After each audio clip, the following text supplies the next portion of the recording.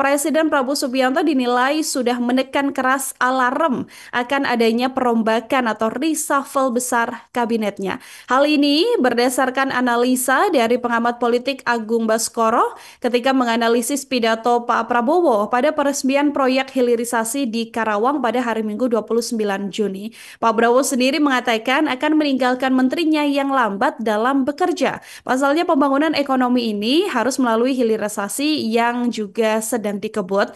Agung Baskoro menganalogikan kinerja pemerintah dengan dua jenis kereta berbeda, tapi punya rute yang sama, yaitu Jakarta-Bandung dengan dua akses Tribuners, satu dengan Wus dan satunya adalah dengan kereta biasa Argo Parahyangan, misalnya begitu kan.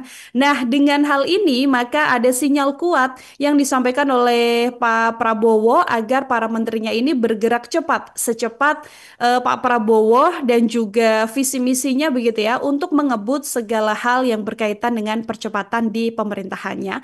Agung Baskoro membaca alarm reshuffle ini ditujukan kepada kementerian di bidang ekonomi. Pasalnya konteks pidato Pak Prabowo ini adalah peresmian proyek hilirisasi.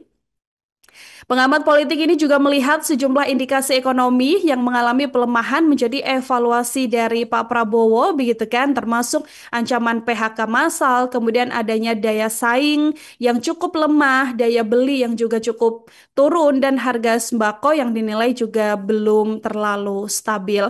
Terlebih menurut Agung Baskoro Tribuners, tingginya tingkat kepuasan publik terhadap Pak Prabowo karena dianggap berhasil dalam hal ekonomi. Hal ini juga merupakan modal politik juga bagi Pak Prabowo yang sudah dideklarasikan nantinya bisa maju di Pilpres 2029 untuk periode keduanya.